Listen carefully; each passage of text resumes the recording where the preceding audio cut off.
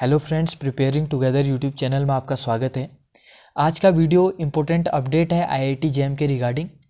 तो जैसा कि आईआईटीज़ ने आईआईटी जैम 2022 के लिए ऑफिशियल नोटिफिकेशन जारी कर दिया है, जिसमें कि ये बताया गया है कि कौन सा इंस्टीट्यूट आईआईटी जैम 2022 को कंडक्ट करेगा, क्या हमारा नया सिलेबस रहेगा, साथ ही साथ में आपका इम्पोर्टेंट डेट्स क्या रहेगा आईआईटी जैम के रिगार्डिंग, और भी कई सारी चीज़ें ऑफिशियल नोटिफिकेशन में रिलीज कर दी गई हैं।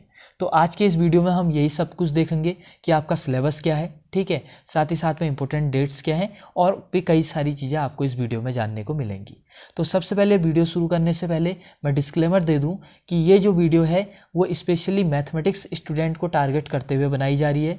इसमें जो मैं सिलेबस को डिस्कस करूँगा वो मैथमेटिक्स स्टूडेंट के लिए होगा, बट अगर आप किसी और स्ट्रीम से बिलोंग करते हैं तो तब भी ये वीडियो आपके लिए इक्वली हेल्पफुल होने वाली है, क्योंकि सिलेबस को छोड़ के बाकी सब चीज़ें सभी स्ट्रीम के लिए सेम है, ठीक है। और वीडियो के लास्ट में मैं आप सभी को सिलेबस का लिंक दे दूंगा, तो चाहे आप किसी भी स्ट्रीम के हो आप सिलेबस को डाउनलोड कर पाएंगे। तो चलिए फिर वीडियो को शुरू करते हैं। और साथ ही साथ मैं आपको ये भी बता दूं कि वीडियो को डालने में एक दिन का लेट हो गया है, सो इसके लिए आप सभी से सॉरी। बट अगर आपको अभी तक आईआईटी जैम 2022 के लिए पूरी इन्फॉर्मेशन आपके पास नहीं है तो इस वीडियो में आप हमारे साथ बने रहिए। शायद ही इस वीडियो के बाद आपको किसी दूसरे वीडियो की ज़रूरत पड़ेगी, क्योंकि इस वीडियो में हम A to Z चीज़ें कवर कर देंगे आईआईटी जैम 2022 के रिगार्डिंग, ठीक है। तो चलिए वीडियो शुरू करते हैं। सबसे पहले बात करते हैं हम आईआईटी जैम के कंडक्टिंग इंस्टीट्यूट के बारे में। तो आईआईटी जैम 2022 को आईआईटी रुड़की कंडक्ट करवा रहा है, जैसा कि आप स्क्रीन में देख रहे हैं, ठीक है। Indian institute of technology Roorkee इसको कंडक्ट करवाएगा। और रुड़की के बारे में कहा जाता है कि ये अप्लाइड बेस्ड आईआईटी है, यानी कि जब ये आईआईटी पेपर लेती है आईआईटी जैम का तो अप्लाइड बेस्ड का पेपर लेती है। जैसा कि पिछले साल में देखा गया है कि जब भी इसने पेपर लिया हुआ है तो पेपर थोड़ा सा अप्लाइड बेस्ड का है, ठीक है। तो आप समझ सकते हैं कि आपको इस बार पेपर के लिए अप्लाइड में अपनी पकड़ अच्छी बनानी होगी, ठीक हो गया। और जैसा कि आपने देखा है कि जब आईआईटी मद्रास पेपर बनाता है, आईआईटी बॉम्बे पेपर बनाता है, या लास्ट ईयर आईएससी बेंगलोर ने पेपर बनाया था, तो पेपर थोड़ा सा प्योर की ओर झुका रहता है, यानी कि एनालिसिस के टोपोलॉजी के क्वेश्चन कुछ ज़्यादा थे, ठीक है। ग्रुप थ्योरी और लीनियर अलजेब्रा भी थोड़ी सी प्योर टाइप की थी।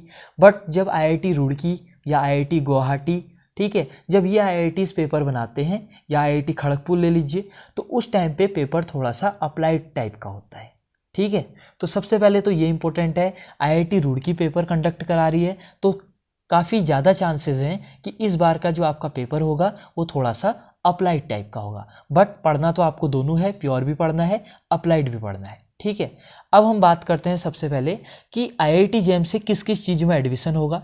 सबसे पहले तो आपका एमएससी 2 ईयर्स का, उसके बाद एमएससी पीएचडी। ये कहाँ पर होता है? मैथमेटिक्स के लिए ये होता है आईआईटी खड़गपुर में, ठीक है। आईआईटी खड़गपुर में कराया जाता है जॉइंट एमएससी पीएचडी। अगर आपको इसके बारे में नहीं पता है तो इसमें आपको पहले एमएससी करना पड़ता है 2 साल का, ठीक है, एमएससी।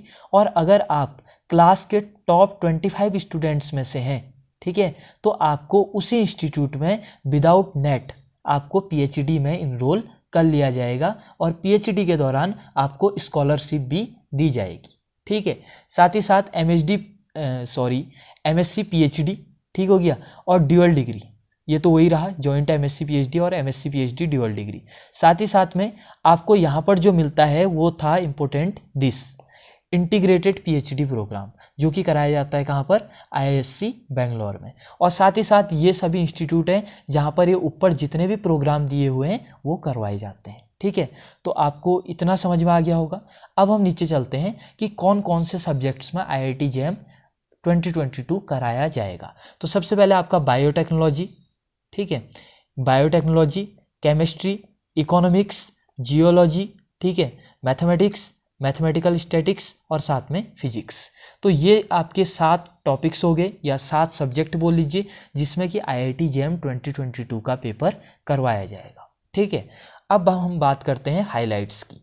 सबसे पहले जो इसका ऑनलाइन एप्लीकेशन पोर्टल होगा वो 30 अगस्त को खुलेगा, ठीक है, 30 अगस्त से खुलेगा, यानी कि अभी आपको टेंशन लेने की ज़रूरत नहीं है। 30 अगस्त के बाद आपका जो ये पोर्टल होगा वो खुलेगा, ठीक है। दूसरी बात, जो ये IIT JAM का एग्जामिनेशन होगा ये कंप्यूटर बेस्ड होगा, जैसा कि आप जानते हैं कि ये कंप्यूटर बेस्ड ही कराया जाता है, ठीक है। तीसरी चीज़ कि जो सब्जेक्ट मैंने ऊपर बताए हुए थे जैसे कि biotechnology, chemistry, economics, geology, mathematics, mathematical statics और फिजिक्स, इतने सब्जेक्ट में ये पेपर कराया जाएगा। साथ ही साथ में अगर बात करें, ठीक है, इसके पैटर्न की, तो इसमें आपको पता है तीन चीज़ों में इसका पेपर आता है। पहला आता है आपका MCQs, फिर आता है आपका MSQs, मल्टीपल सेलेक्ट क्वेश्चन, और फिर आता है आपका NATs, बोले तो न्यूमेरिकल आंसर टाइप क्वेश्चन। तो ये 3 टाइप का आपका पैटर्न रहता है, 3 टाइप में आपके क्वेश्चन आते हैं जो कि यहाँ पर दिया गया है। सभी सब्जेक्ट्स के लिए यही पैटर्न रहेगा। अब इसके बाद बात कर लेते हैं इंपॉर्टेंट डेट्स की। जैसा कि 30 अगस्त से आपका ऑनलाइन पोर्टल खुल जाएगा, ठीक है, और 30 अगस्त के बाद आप IIT JAM का फॉर्म भर सकते हैं। यहाँ पर मैं आपको एक सजेशन देना चाहूँगा कि आप जितना जल्दी हो सके IIT JAM का फॉर्म उतने जल्दी भर लीजिए। ऐसा क्यों? क्योंकि जितना जल्दी आप फॉर्म भरेंगे चांसेस रहते हैं कि जो IIT से कन्फर्मेशन आता है, ठीक है, जब आप फॉर्म भरते हैं तो आपको उसके बाद IIT से कन्फर्मेशन आता है, यानी कि आपको IIT रुड़की से कन्फर्मेशन आएगा कि आपका जो फॉर्म है या तो सिलेक्ट कर लिया गया है या रिव्यू में डाला हुआ है या उसको रिजेक्ट कर दिया है। तो जितना जल्दी आप फॉर्म भरेंगे उतने जल्दी आपके चांसेस हैं कि आपका रिस्पॉन्स आप पे मेल हो जाए, यानी कि आपको मेल कर दें वो लोग, ठीक है। तो आपको कोशिश करनी है कि जल्द से जल्दी आप ऑनलाइन एप्लीकेशन को भर दें। वहीं अगर आप लास्ट डेट की ओर भरते हैं, ठीक है, तो जो आपका रिस्पॉन्स होता है वो आने में काफ़ी टाइम लग जाता है और तब तक आप कंफ्यूज रहते हैं, ठीक है। एक डिलाइमा टाइप की रहती है कि अब हम खुद से पढ़ें, ठीक है, या कि हमारा जो एप्लीकेशन फॉर्म है क्या वो सेलेक्ट हो गया होगा, क्या वो रिजेक्ट हो गया होगा, ठीक है। क्योंकि छोटी छोटी बातों पे वो अंडर रिव्यू डाल देते हैं, जैसे कि अगर आपका फ़ोटो साफ़ नहीं है या आपका सिग्नेचर साफ़ नहीं है तो ये छोटी छोटी बातों पर वो आपके एप्लीकेशन फॉर्म को रिव्यू में डाल देते हैं। तो इसीलिए आपको किसी टाइप का दिक्कत ना हो, आपके प्रिपरेशन में दिक्कत ना आए, तो इसलिए आप कोशिश कीजिएगा कि जल्द से जल्द इस फॉर्म को आप फिलअप कर लीजिएगा, ठीक है। ये मेरी तरफ से आपको एक बोनस रहा। अब देखिए दूसरा बात, जो लास्ट डेट है वो है आपका 11 अक्टूबर, ठीक है, और बहुत कम होता है कि इसका लास्ट डेट आगे बढ़ता है। पिछले बार शायद कोविड की वजह से एक दिन के लिए इसका जो डेट था वो बड़ा था, ठीक है। तो आप कोशिश कीजिएगा कि 11 अक्टूबर से पहले आप इसको फिलअप कर लें। अगली बात, जो इसका एडमिट कार्ड आएगा वो आपका 4 जनवरी को आएगा और इसका पेपर होगा आपका 13 फरवरी को, 13th of February, ठीक है, जो कि संडे होगा। तो संडे के दिन आपका क्या होगा, इसका पेपर होगा। और साथ ही साथ में जो इसका रिजल्ट अनाउंस होगा वो होगा आपका कब, 22 मार्च को। तो ये आपके लिए इम्पोर्टेंट है, ठीक है। ये इंपॉर्टेंट डेट मैंने बताया कि 30 अगस्त को आपका एप्लीकेशन फॉर्म आएगा, 11 अक्टूबर को आपका ख़त्म हो जाएगा, एप्लीकेशन भरने की लास्ट डेट होगी। साथ ही साथ आपका 4 जनवरी को एडमिट कार्ड आएगा और आपका जो डेट ऑफ एग्जामिनेशन होगा वो 13 फरवरी होगा और 22 मार्च को आपका रिजल्ट आ जाएगा, ठीक है। और यहाँ पर कुछ पोस्टर्स, कैटेगरी, सर्टिफिकेट, ठीक है, उसके लिए आपको कुछ चीज़ें दी हुई हैं।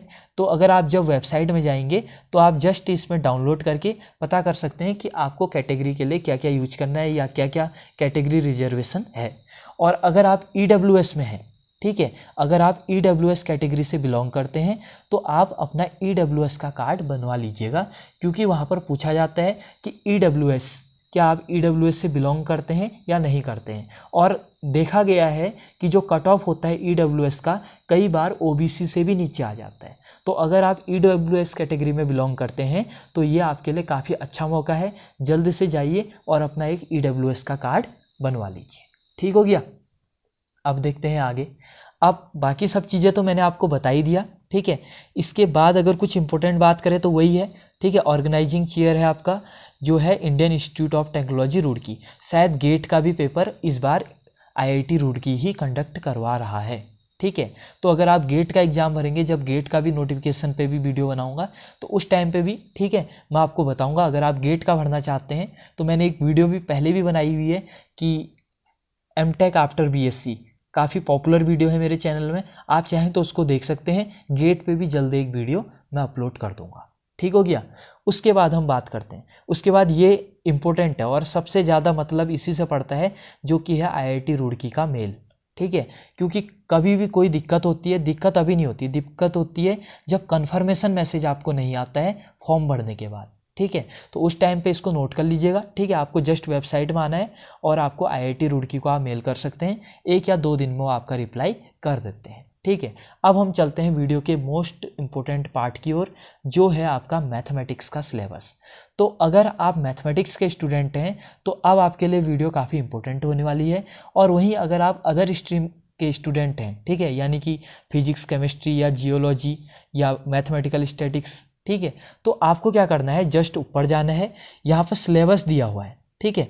इस सिलेबस को आपको क्लिक करना है और आपको जिस भी स्ट्रीम से आप बिलोंग करते हैं जस्ट क्लिक करके आपको सिलेबस डाउनलोड कर लेना है, ठीक हो गया। अब देखिए, अब हम सिलेबस की ओर चलते हैं। तो सिलेबस देखिए, ये रहा आपका सिलेबस, ठीक है। तो अगर आपको ये सिलेबस अच्छे से दिख नहीं रहा है तो आप एक बार अपने वीडियो की क्वालिटी को 720p या 1080p कर लीजिए, ठीक है। तो देखिए, अगर सिलेबस की बात करें तो मैथमेटिक्स, जिसका सब्जेक्ट कोड है आपका MA, ठीक है। तो सबसे पहले हम बात करते हैं कि कौन कौन इस बार मैथ में काफ़ी ज़्यादा चेंज हुआ है आपके सिलेबस को लेके, ठीक है। तो ये बात तो सोच ली, मतलब गांठ मान लीजिए कि इस बार आपका सिलेबस में काफ़ी ज़्यादा चेंज हुआ है और इस बार का पेपर टोटली डिफरेंट रहने वाला है काफ़ी हद तक। कैसे, ध्यान से देखिए। सबसे पहले अगर हम बात करें रियल एनालिसिस की, तो इसमें से आपका जो पॉइंट सेट टोपोलॉजी है, पॉइंट सेट टोपोलॉजी, ठीक है, वो एलिमिनेट हो गया है, यानी कि उसको हटा दिया है, ठीक हो गया। उसमें क्या क्या आता था, उसमें आपका आता था open set, close set, connected set, compact set, ठीक है, बाउंडेड सेट। वैसे वो काफ़ी इंपॉर्टेंट होता था, ठीक है। जब अगर आप एक बार टोपोलॉजी पढ़ लेते थे, जब आप अपर बाउंड, लोअर बाउंड, ये सब कुछ निकालना सीख लेते थे, तो ये आपका सीक्वेंस में काफ़ी हेल्प करता था। बट अब उन्होंने पॉइंट सेट टोपोलॉजी को हटा दिया है। इसके लिए ये जो आपका पॉइंट सेट टोपोलॉजी हटा है, ठीक है, ये आपके लिए प्लस भी हो सकता है, माइनस भी हो सकता है। कुछ स्टूडेंट ऐसे होते हैं जिनको पॉइंट सेट टोपोलॉजी से काफ़ी डर लगता है, ठीक है, उनको समझ में ही नहीं आता है। वहीं कुछ ऐसे स्टूडेंट भी होते हैं जिनका पॉइंट सेट टोपोलॉजी बेस्ट होता है और उसका जो 1 से 2 क्वेश्चन आते हैं वो उनके लिए बोनस मार्क होते हैं, ठीक है। तो ये आप डिसाइड कर लीजिए कि ये आपके लिए अच्छा हुआ, ठीक है, या बुरा हुआ। बट आपका जो पॉइंट सेट टोपोलॉजी है उसको इस बार सिलेबस से हटा दिया गया है, तो आपका पॉइंट सेट टोपोलॉजी में से कोई भी क्वेश्चन नहीं आएगा, ठीक है। अब हम बात करते हैं सीक्वेंस एंड सीरीज की। तो देखिए, सीक्वेंस एंड सीरीज का पूरा सिलेबस एज इट इज़ दिया हुआ है, यानी कि 100% सिलेबस वैसा ही है, कोई भी चेंज नहीं हुआ है, ठीक है। अब हम बात करें अगर यहाँ पर फंक्शन ऑफ वन वेरिएबल की, तो यहाँ पर पूरा सिलेबस सेम है, बट एक टॉपिक यहाँ पर ऐड हुआ है और वो टॉपिक सबसे इम्पोर्टेंट टॉपिक है, जो कि है रीमान इंटीग्रेशन, ठीक है। मैं भी सोचता था कि IIT जैम ने इस टॉपिक को अपने सिलेबस से क्यों हटाया है, ठीक है, और इस बार IIT जैम ने इसको अपने सिलेबस में जोड़ दिया है, ठीक है। रीमान इंटीग्रेशन इंपॉर्टेंट है। यहाँ पर उन्होंने यूनिफॉर्म कॉन्टिन्यूटी की बात नहीं की है, बट आपको शायद उसे भी पढ़ना होगा, क्योंकि हो सकता है कि इस टाइप से मिक्स करके कोई क्वेश्चन आपका आए, ठीक है। रीमान इंटीग्रेशन और स्पेशली आपको पढ़ना है definite integrals and their properties. तो ये जब हम बाद में वीडियो लेक्चर बनाएंगे उस टाइम पे मैं इस पर डिटेल्ड एक वीडियो बनाऊंगा कि रीमान इंटीग्रेशन के अंदर आपको कौन कौन से टॉपिक पढ़ने हैं, ठीक है। क्योंकि हमारे पास अभी तक कोई भी पेपर नहीं है, तो जो गेट में अगर ये टॉपिक आता है या नेट में ये टॉपिक आता है तो वहाँ से हम पेपर से देखेंगे कि कैसे कैसे इससे क्वेश्चन पूछे जाते हैं, स्पेशली गेट एग्जाम में, ठीक है। क्योंकि गेट एग्जाम और IIT जैम एग्जाम में बहुत ज़्यादा लिंक होता है, क्योंकि दोनों IITs लेती हैं, ठीक है, और दोनों प्रोफेशनल कोर्स के लिए लिया जाता है, ठीक हो गया।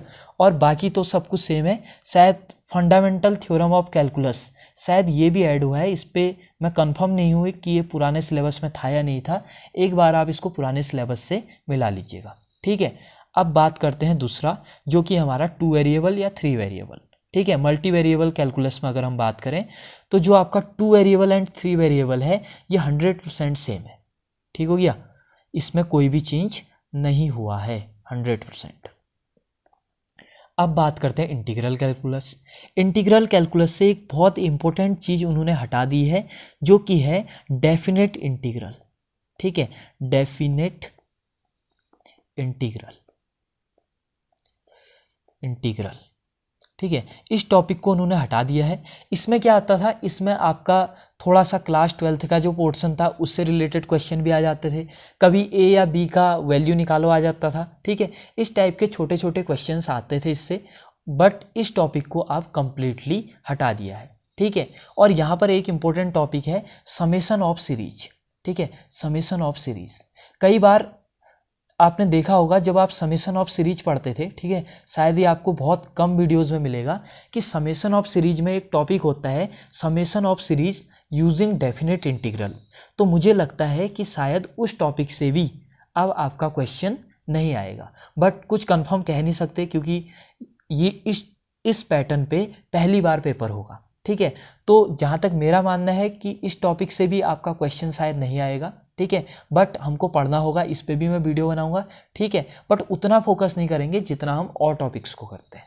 ठीक हो गया, वैसे ज़्यादा बड़ा टॉपिक नहीं है, खाली 1 से 2 पेज का टॉपिक है। अगर एक बार आप उसको समझ लेते हैं और 2 से 3 एग्जाम्पल कर लेते हैं, फिर उसके बाद शायद ही कोई क्वेश्चन होगा जो आपसे नहीं बनेगा। ठीक हो गया, और बाकी ठीक है इन 2 टॉपिक्स को यानी कि ये डेफिनेट इंटीग्रल वाला छोड़ के, ठीक है, बाकी सिलेबस एज इट इज़ है, कोई भी चेंज इंटीग्रल कैलकुलस के सिलेबस में नहीं हुआ है। ठीक है, तो इंटीग्रल कैलकुलस का सिलेबस भी डिस्कस हो गया। अब बात करते हैं हम डिफरेंशियल इक्वेशन की। तो डिफरेंशियल इक्वेशन में भी चेंज हुआ है, जो कि है first order first degree I think. ठीक है, तो जो एक छोटा सा पार्ट था, ठीक है, वैसे भी काफ़ी सिंपल है। अगर आप डिफरेंशियल इक्वेशन पढ़ने जाएंगे तो उसको तो आपको पढ़ना ही पड़ेगा क्योंकि वो बेसिक है। ठीक है, तो चाहे वो रहे चाहे वो हटे, उससे ज़्यादा फर्क नहीं पड़ता है। और बाकी पूरा डिफरेंशियल इक्वेशन का सिलेबस एज इट इज़ है, कोई भी चेंज नहीं किया हुआ है। ठीक है, तो डिफरेंशियल इक्वेशन का सिलेबस भी आपका एज इट इज़ है। अब हम बात करते हैं वेक्टर कैलकुलस की, जो कि काफ़ी इंपॉर्टेंट है। ठीक है, और काफ़ी शॉकिंग होगा, पुराना वीडियो जब मैंने बनाया था इंपॉर्टेंट बुक्स ऑन कैलकुलस, तो मैं वहाँ पर डिस्कस कर रहा था वेक्टर कैलकुलस पे। वो वीडियो मैंने थोड़ा सा पहले बना दी थी। ठीक है, और जिस दिन मैंने उस वीडियो को अपलोड किया उस दिन वेक्टर कैलकुलस, उस दिन यानी कि आईआईटी ने अपना जो नोटिफिकेशन है वो रिलीज कर दिया था और उसमें वेक्टर कैलकुलस को हटा दिया था। तो कई सारे स्टूडेंट्स का कमेंट आ रहा था कि वेक्टर कैलकुलस तो आप है ही नहीं। ठीक है, तो फिर मैंने कंफर्म किया और अभी मैं वीडियो बना रहा हूँ। जी हाँ, आपका वेक्टर कैलकुलस पूरी तरीके से हटा दिया गया है। अब वेक्टर कैलकुलस से रिलेटेड आपके क्वेश्चंस नहीं आएंगे। वेक्टर कैलकुलस में आता था आपका, ठीक है, काफ़ी वैसे स्कोरिंग टॉपिक था ये, 10 से 12 नंबर का। देखिए पहले से जब आप प्रैक्टिस करते थे तो क्या था कि 8 से 10 नंबर का, 8 से 10 नंबर का आपका इंटीग्रल कैलकुलस आता था। ठीक है, 100 लिख दिया मैंने, सॉरी, 8 से 10 नंबर का। ठीक है, और वहीं अगर बात करें तो 10 से 12 नंबर का आपका वेक्टर कैलकुलस आता था। ठीक है, और आपका 5 से 8 नंबर का, ठीक है, मल्टी वेरिएबल कैलकुलस आता था। और आपका 10 नंबर का, ठीक है, 10 से 12 नंबर बोल लीजिए, आपका डिफरेंशियल इक्वेशन आता था। तो देखिए कट ऑफ तो आपका इन 4 टॉपिक्स में ही क्लियर हो जाता है। ठीक है, बट अब उन्होंने वेक्टर कैलकुलस हटा दिया है। ठीक है, अब आपका वेक्टर कैलकुलस यानी कि ग्रीन्स, स्टोक्स, डाइवर्जेंस, इन टॉपिक से अब आपके क्वेश्चन नहीं आएंगे। ठीक है, स्कोरिंग टॉपिक था, बट ऐसा था कि स्कोरिंग तो था बट इसके लिए आपको काफ़ी ज़्यादा प्रैक्टिस चाहिए थी। ठीक है, आपको बुरा लग रहा होगा, ठीक है, कई सारे टीचर्स भी बता रहे हैं कि काफ़ी स्कोरिंग टॉपिक था, बट इस टॉपिक में एक बात और थी कि अगर आपका थोड़ा सा भी स्टेप गलत हो जाता है, ठीक है, तो आपका आगे पूरा क्वेश्चन गलत हो जाता था। क्योंकि काफ़ी ज़्यादा क्वेश्चन आते हैं आईआईटी जेईई में, तो इतना टाइम नहीं मिल पाता है कि अप्लाइड मैथमेटिक्स के इतने क्वेश्चंस के साथ डील किया जाए। और अगर वेक्टर कैलकुलस का क्वेश्चन थोड़ा सा भी टफ आ जाता है तो फिर उसके बाद हालत ख़राब हो जाती है। ठीक है, उसके बाद फिर काफ़ी टाइम लगता है वेक्टर कैलकुलस और इंटीग्रल कैलकुलस के क्वेश्चंस को सॉल्व करने में, और खासकर वो भी वेक्टर कैलकुलस के क्वेश्चन को सॉल्व करने में। तो एक तरीके से आपके लिए प्लस पॉइंट भी हुआ, ठीक है, कि जितना टाइम आपका वेक्टर कैलकुलस के 3 से 4 क्वेश्चन करने में लगता था, उतने टाइम में आप group theory and linear algebra के, ठीक है, 8 से 10 क्वेश्चन निकाल सकते हैं। कौन से वाले? जो एकदम थ्योरी बेस्ड होते हैं। ठीक है, group theory, linear algebra and real analysis, इसके जो थ्योरी बेस्ड क्वेश्चन होंगे वो आप 8 से 10 क्वेश्चन निकाल लेंगे इतने ही टाइम में। ठीक है। तो आपके लिए प्लस पॉइंट भी है। अगर आपको अप्लाइड में थोड़ी सी दिक्कत होती थी, आपको ज़्यादा कैलकुलेशन करना अच्छा नहीं लगता, आपको सोच के क्वेश्चन करना अच्छा लगता है, तो आपके लिए काफ़ी प्लस पॉइंट है। क्योंकि जो वेक्टर कैलकुलस से ये 10 नंबर कम हुए हैं, ये 10 नंबर आपका किस किस में जुड़ेगा? एक तो आपका रीमान इंटीग्रल में और दूसरा आपका रियल एनालिसिस में। ठीक है, रियल एनालिसिस में, क्योंकि रियल एनालिसिस से टोपोलॉजी भी उन्होंने कम किया हुआ है। ठीक है, तो जो टोपोलॉजी है, टोपोलॉजी के बदले भी अब आपका सीक्वेंस सीरीज में वो लोग क्वेश्चन बढ़ाएंगे। ठीक है, और साथ ही साथ में जो आपका ये वेक्टर कैलकुलस कम किया है, हो सकता है कि इसमें शायद इस बार जो मुझे लगता है कि जो मैट्रिक्स वाला पार्ट है, इसमें शायद कुछ क्वेश्चन बढ़ जाए, क्योंकि आईआईटी रुड़की थोड़ा सा अप्लाइड पे ज़्यादा फोकस करती है। तो हो सकता है कि लीनियर अलजेब्रा के जो मैट्रिक्स वाला पार्ट है उस पर थोड़ा सा क्वेश्चन ज़्यादा हो जाए, तो इस पर आपको थोड़ा सा फोकस करना है। ठीक हो गया। अब हम बात करते हैं linear algebra. As it is syllabus है, कोई भी चेंज नहीं हुआ है। ठीक है, और साथ ही साथ में अगर ग्रुप थ्योरी की बात करें तो इसमें भी कोई भी चेंज नहीं हुआ है। ठीक है, तो अलजेब्रा आपका सेम है। एनालिसिस में आपका जस्ट टोपोलॉजी कम हुआ है और रीमान इंटीग्रल जुड़ गया है, और रीमान इंटीग्रल से इस बार 1 से 2 क्वेश्चन तो आने श्योर है। ठीक है, मिनिमम। तो 1 से 2 क्वेश्चन कहने का मतलब आपका 4 से 5 नंबर रीमान इंटीग्रल से फिक्स है। आपको रीमान इंटीग्रल ढंग से पढ़ लेना है। ठीक है, और आपके 4 से 5 नंबर सिक्योर हो जाने हैं। ठीक हो गया। अब देखिए, तो आई होप आपको ये वीडियो पसंद भी आ रही होगी। ठीक है, तो अगर वीडियो पसंद आ रही है, हेल्पफुल लग रही है, तो लाइक कर दीजिए। मैं कोशिश कर रहा हूँ कि इस वीडियो को आपको एज इट इज़ लाइव रखूँ। ठीक है, मैं इसमें किसी भी टाइप का एडिटिंग या कट नहीं करूँगा।